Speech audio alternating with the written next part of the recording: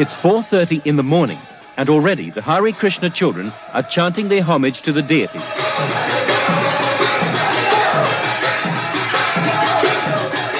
These are the first-generation Krishna kids. Australian children, born and raised in an Indian culture, a culture 5,000 years old. If you take any education system in any social milieu, you can say it's brainwashing, you can say it's programming, you can say it's indoctrination. You can say that about any education system anywhere in the world. Offbeat Radio's. We've heard a lot in the past about young people supposedly being brainwashed by small religious groups, and more recently about parents who've taken matters into their own hands by grabbing their son and daughter back and trying to deprogram them, which could simply mean brainwashing in another direction. But what happens when the parents themselves are members of a cult or sect? It was just 10 years ago that the Hare Krishnas first came to Australia, and now they're raising the first generation of the children of Krishna. Australian kids sprouting up in a strange culture of shaved heads, saris, chanting and dancing. Could that be brainwashing, programming, or simply a matter of parents bringing up their kids in the way most parents bring up their kids, to share the same values and beliefs? This was the scene when we visited a Hare Krishna commune on the far north coast of New South Wales.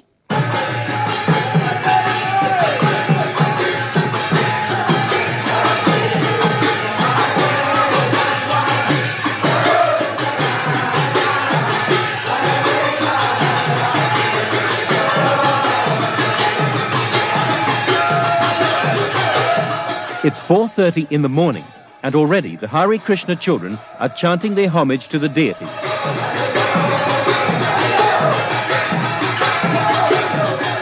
These are the first-generation Krishna kids. Australian children, born and raised in an Indian culture, a culture 5,000 years old. Transplanted here to the lush green hills of Murwillumbah on the far north coast of New South Wales. Astrupuna collectionam Visittantam midam vakyam Uvacha madhusatanaha Astrupuna collectionam Sri Bhagavan Uvacha.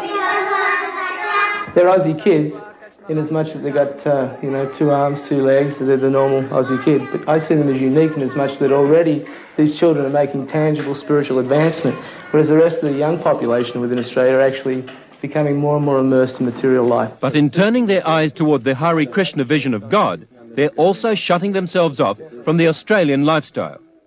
Their teacher, a former computer salesman, makes sure they're taught at least as much about Krishna as they are about the alphabet. We're not only giving these children an education, we're providing them with a simple and pure culture. They have a unique lifestyle, a very charming, enchanting, clean, spiritual lifestyle. So in this modern age, this degraded materialistic society, it's unique. It's very rare. So these children are different. People could say that you're isolating these children, you're programming them. Worse still, you're brainwashing them into following the Hare Krishna lifestyle. Some people say we're isolating these children. I like to think more in terms of we're insulating these children. It's a bit like a young tree or shrub. When it's planted, you quite often see people put a small fence around it like that. And by virtue of that initial protection, the tree grows, and its maturity is very strong, and it's able to give shade and shelter to many people. And there's no doubt the Hare Krishna children are protected, brought up in a close and loving relationship with every member of the commune. The women here will tell you the love that surrounds the children more than makes up for any lack of lollies and comic books. The children are protected here and they're looked after nicely. And actually you can see that the children that are growing up now, they're just being completely influenced to take by people taking intoxication. When they get older, they're taking intoxication and having illicit sex at, such an early age. 10 years old, they're having LSD, marijuana, and their parents are so frightened.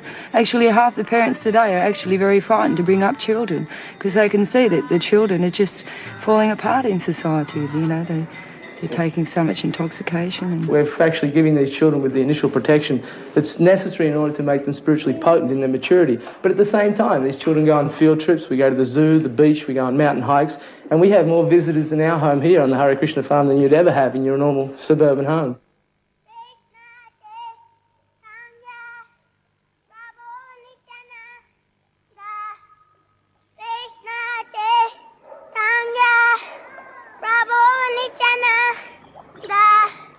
Even when they're relaxing in the material world, the Krishna kids can never forget the spiritual.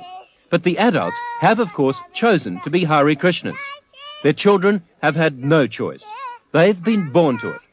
And that raises the spectre of brainwashing. People will say that you've programmed those children. You've brainwashed them. But they have no other choice. Bhagawat Ashraya, former actor, now president of the Sydney Temple. What is it? Programming, indoctrination. What was the other word you used? Brainwashing.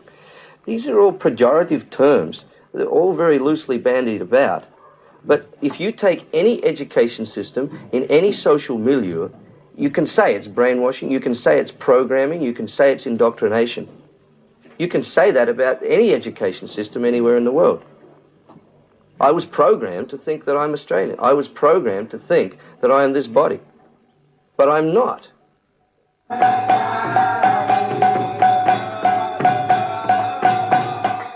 The singing and dancing goes on for at least 3 hours every morning. And when it's over, there's still more chanting. Each day, the parents must chant the Hare Krishna mantra 16 times on each of the 108 sacred beads they all carry.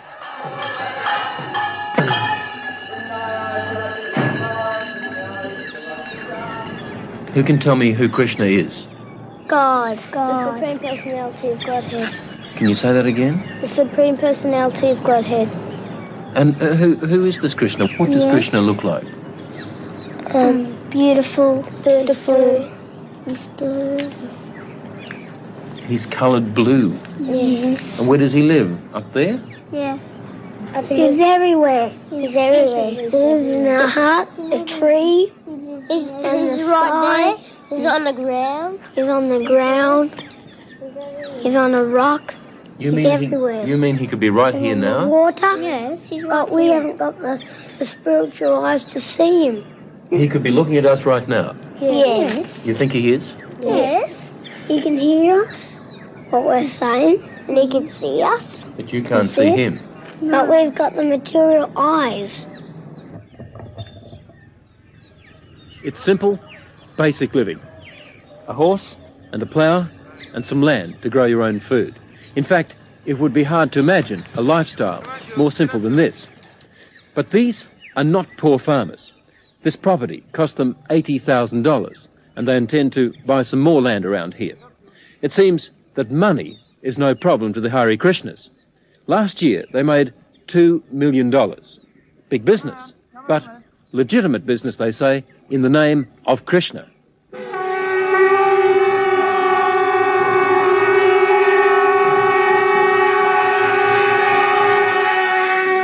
It's in the name of Krishna, too, that the women serve two masters, Krishna himself and their husbands. And they do so gladly, living an almost separate existence, always off to one side with the children. Even so, they say they're not slaves. Well, a slave doesn't have the choice of leaving, you know. A slave doesn't have a choice of his activities. He has to do, you know, like this, and it's forced. We're not actually forced. We have the choice. If we don't want to do this, we can go. You know, but we actually find these things are pleasurable. A slave doesn't find his activities pleasurable. There seems to be a certain place for a woman here to hold. There seems to be very clear divisions. Women here, men over there. A sort of a segregation. Women who have fought for liberation would say, this is not equality. A man can't have a baby, so there's not equality there. There's actually not material equality, and a woman's position is actually to serve a man. And we find it very satisfying, you know, to serve our husbands in that way. But aren't you very much told what to do as a woman in the Hare Krishna movement? No. we're not told what to do. We just accept a position as serving our husbands nicely. And also our husband looks after us. It's not that we're just serving our husbands. Our husbands are serving us. They're looking after us. They're looking after the children. Well, we feel very protected, you know. And respected. Yeah. And respected. And respected, yeah. Isn't it possible that your little children might want to do sometime what other Australian kids are doing? Like what? Like playing a game of football, game of cricket, going to the beach? They go to the beach. We all go to the beach a lot.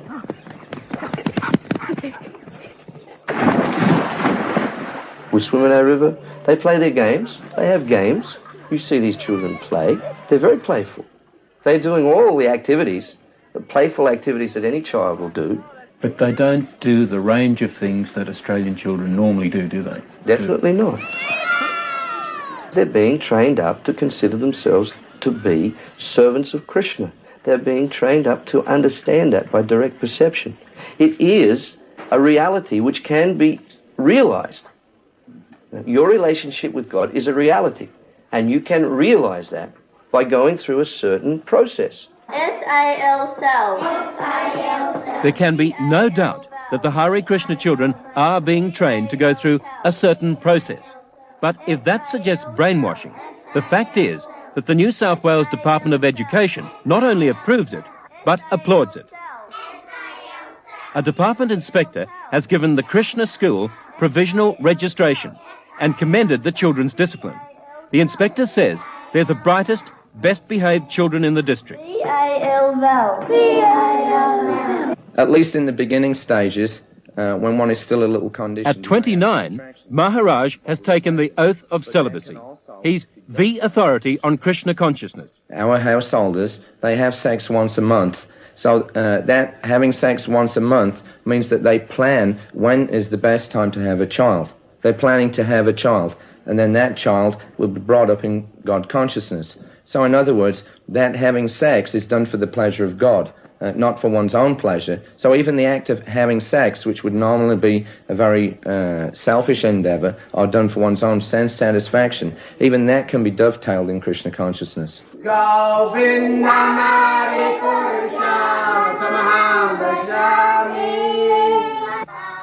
So these children, then, are the results of that dovetailing for Krishna.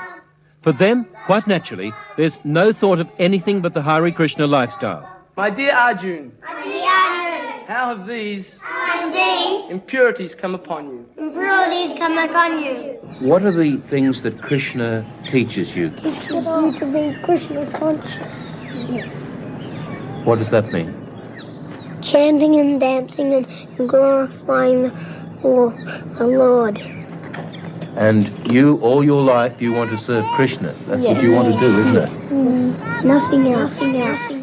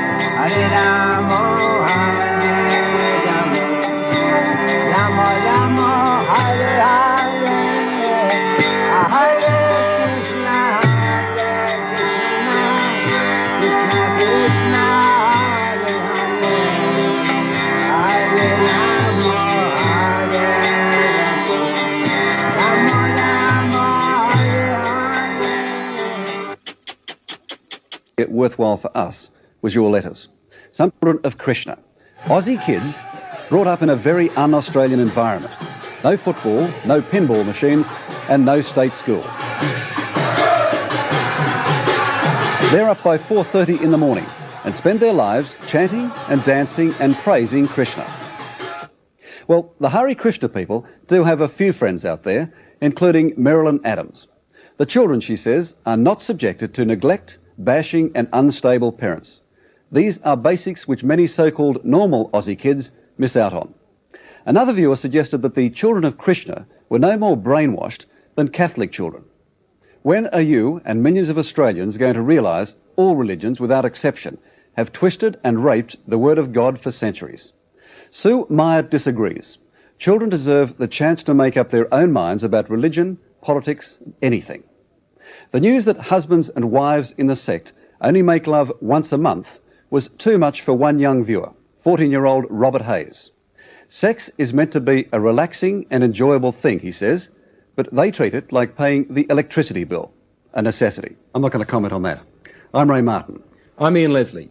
Ray George and I will be back in 1981, year 3 of 60 Minutes.